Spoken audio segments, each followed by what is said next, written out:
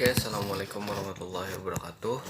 Nama saya Muhammad Alif Budiman dari kelas D 2019. Saya ingin menjelaskan tentang 5 area psikologi perkembangan anak usia dini.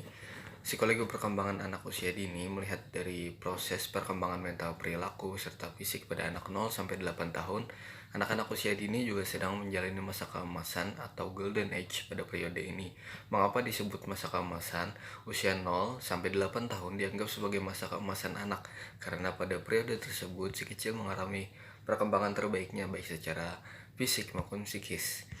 Jadi ada 5 area psikologi perkembangan anak usia dini yang harus dipahami orang tua untuk memantau tumbuh kembang buah hatinya pada masa keemasan tersebut. Kelima area tersebut adalah perkembangan, pencapaian, perilaku, emosi, dan sosialisasi.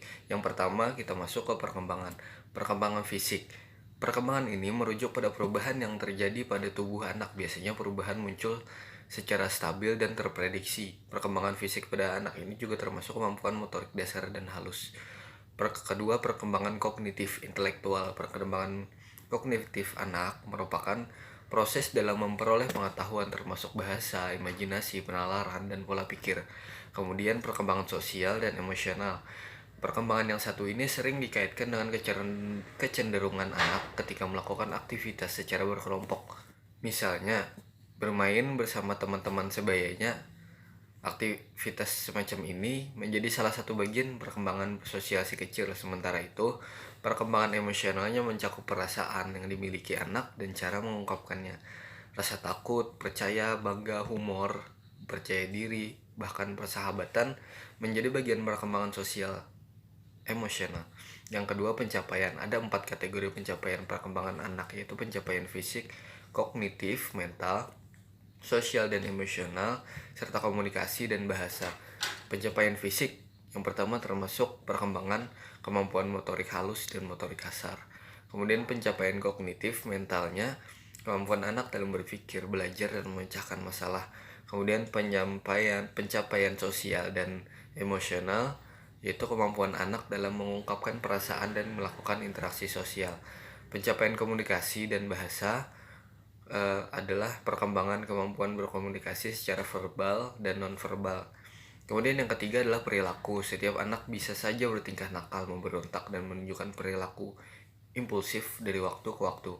Konflik antara Anda sebagai orang tua dan si kecil akhirnya tak terelakkan mulai dari usianya menginjak 2 tahun hingga beranjak remaja dan ingin mencari jati diri dengan melakukan hal-hal yang baru. Perilaku tersebut ternyata normal dan merupakan bagian dari proses pendewasaan.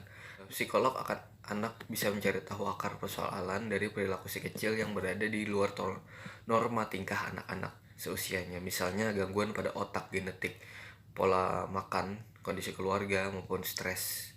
Kemudian psikolog anak akan membantu Anda menyelesaikan persoalan Anda.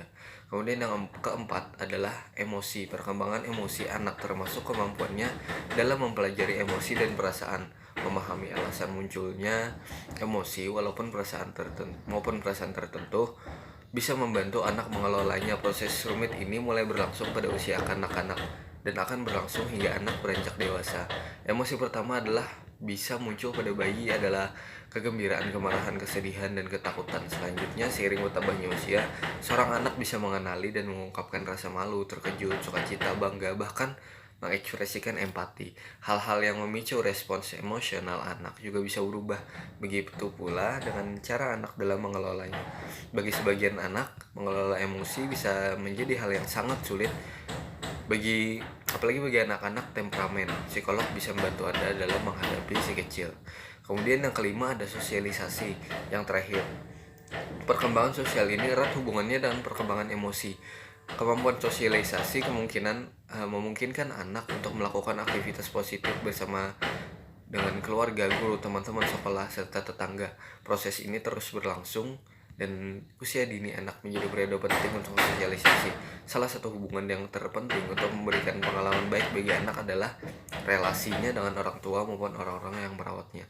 Pertama kali, kualitas hubungannya berdampak pada perkembangan sosial si kecil di kemudian hari. Sementara itu, Melalui hubungan dengan teman sebaiknya, anak-anak akan belajar untuk memulai dan menjaga interaksi sosial, mengatasi konflik, termasuk bergantian waktu bermain, berkompromi, bahkan tawar-menawar. Baiklah, sekian dari saya. Mohon maaf apabila ada kesalahan. Wassalamualaikum warahmatullahi wabarakatuh.